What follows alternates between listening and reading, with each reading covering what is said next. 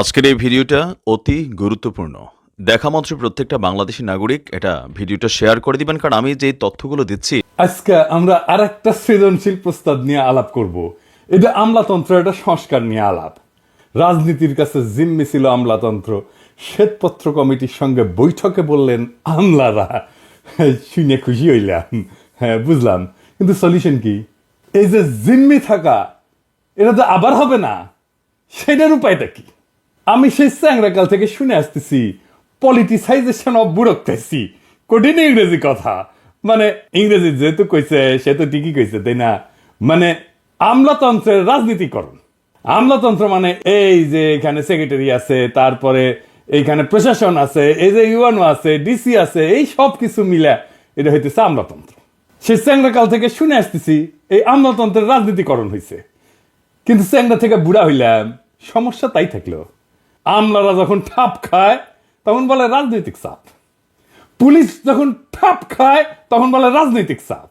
মানে চাপ সবার জন্য উপকারী বিষয়, সব দায় চাপের উপরে চাপে দেয়, দেয়া বিন্দাস হইয়া বসে থাকে। আজকের আলাপ কেমনে এই চাপ থেকে মুক্ত হইতে পারবে আমলাতন্ত্র, ব্যুরোক্রেসি। হাঙ্গেরে ব্যুরোক্রেটরা, আমলারা এটা এনে শুই নেন আর কি। এই যে সেক্রেটারি, এই যে সচিব, উপসচিব, যুগ্ম সচিব, সহকারী সচিব, ডিসি, তারপরে ইউএনও ইত্যাদি ইত্যাদি, এরা শুনেন একটু। আসেন আল্লাহর নামে শুরু করি।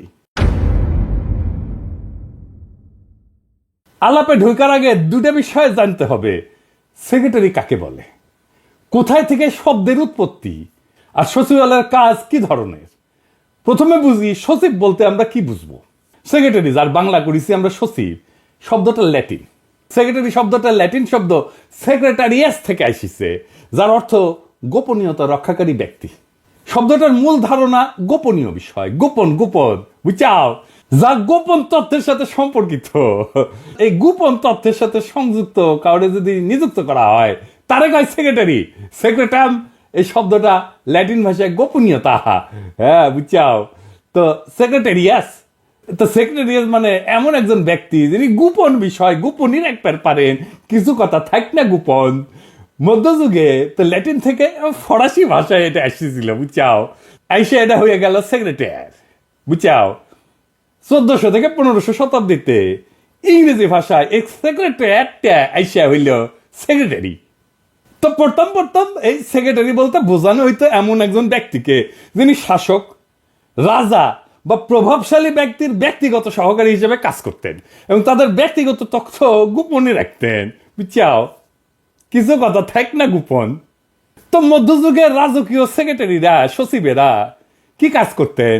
গুরুত্বপূর্ণ চিঠি লিখতেন, কূটনৈতিক বার্তা আদান প্রদান করতেন এবং গোপন তথ্য সংরক্ষণ করতেন। কিছু কথা থাক না গোপন। তাই সচিবের প্রাথমিক কাজ ছিল গোপন তথ্যের রক্ষণাবেক্ষণ। তাই সেক্রেটারি শব্দের সাথে, এটার মূল ধারণার সাথে এই গোপনীয়তার বিষয়টা করলে এখনো অন্তর্ভুক্ত আছে, বুঝছাও। তো তাইলে কোনোভাবে এই সচিবদের, সেক্রেটারিদের পাবলিক লাইফে আসা উচিত, জনগণের মধ্যে এসে মাখামাখি করা উচিত। তার কি পলিটিক্যাল অ্যাফেয়ার্সে যুক্ত হওয়া উচিত, রাজনৈতিক কাজে যুক্ত হওয়া উচিত। কিন্তু হইয়া যাচ্ছে তো, তাই না? ক্যাঙ্কে করে হচ্ছে এটা না দেখে নি, কারণ কাজের ধরনগুলো দেখলে বুঝবো যে সচিবেরা রাজনৈতিক কাজের সাথে যুক্ত হয়ে যায়। এই জন্যই পলিটিসাইজেশন অফ ব্যুরোক্রেসি হয়। আপনি যদি পলিটিক্যাল কর্ম থেকে, রাজনৈতিক কর্ম থেকে যদি দূরে রাখতে না পারেন সচিব গেরে, তাইলে আপনি রাজনীতিকরণ ঠেকাতে পারবেন না। তাইলে কি সচিব পলিটিক্যাল কাজের সাথে যুক্ত হবে না? অবশ্যই হবে, কারণ পলিটিক্যাল কাজ না করলে তো রাষ্ট্রই চলবে না, সরকারই চলবে না। তাইলে আপনি কিভাবে সচিবকে কাজে যুক্ত করবেন কিন্তু রাজনীতিকরণ থেকে ব্যুরোক্রেসিকে বাঁচাইবেন? এইখানেই আসল মুলসিয়ানা। কাজটা সহজ, কঠিন না। আমরা আজকে সেটাই আলাপ করবনি। তার আগে আমরা আলাপ করে নিই, বুঝে নেই সচিবালয়ে কি কি কাজ করা হয়। অনেকে কবেন কিছুই করে না, ওটা এটাও সত্য।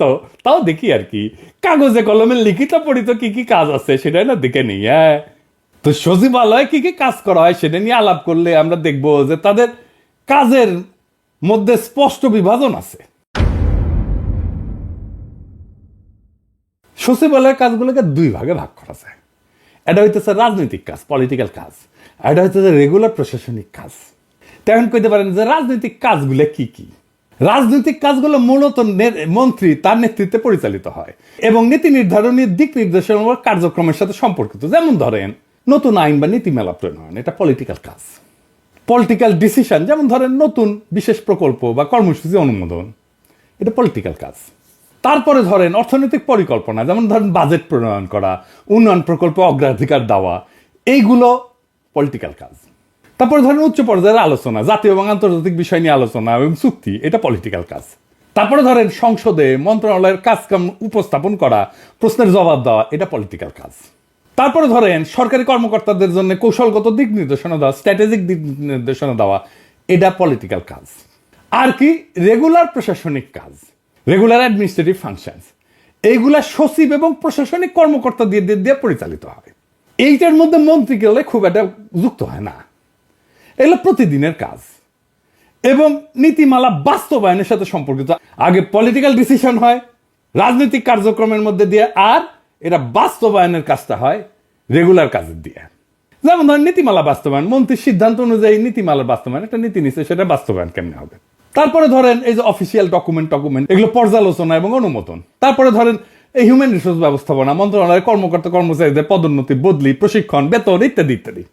তারপরে ধরেন আয় ব্যয়ের তদারকি, বাজেট অনুযায়ী অর্থ ব্যয় নিশ্চিত করা, এই সমস্ত। আর কি জবাবদিহিতা নিশ্চিত করা, বিভিন্ন প্রকল্প এবং কর্মসূচির অগ্রগতি পর্যালোচনা করা, প্রতিবেদন প্রস্তুত করা, সরকারের উচ্চ পর্যায়ে মন্ত্রণালয়ের কাজের অগ্রগতি নিয়ে প্রতিবেদন তৈরি করা। তো আমার প্রস্তাব হইতেছে যে কোনো মন্ত্রণালয়ে দুইজন সেক্রেটারি থাকবে, একজন দেখবে রেগুলার কাজ, আরেকজন দেখবে পলিটিক্যাল কাজ।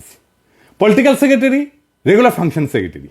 রেগুলার কাজের জন্য সেক্রেটারি আসবে ব্যুরোক্রেসি থেকে, মানে যারা এই যে বিসিএস টিসিএস দিয়ে আসবে। আর পলিটিক্যাল কাজের জন্য সেক্রেটারি আসবে পলিটিক্যাল সিলেকশন থেকে, রাজনৈতিক দল থেকে।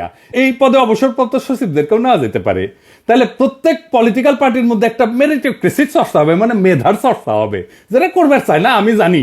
তো এই বিভাজনের সুবিধা আছে কিন্তু, যেমন কাজের পরিষ্কার দায়িত্ব নির্ধারণ, কে কোন কাজটা করবে সেটা সহজে বোঝা যাবে, দক্ষতা বাড়বে, প্রশাসনিক কর্মকর্তারা নিয়মিত কাজ তদারকি করতে পারবেন এবং রাজনৈতিক নেতৃত্ব নীতি নির্ধারণে মনোযোগ দিতে পারবেন।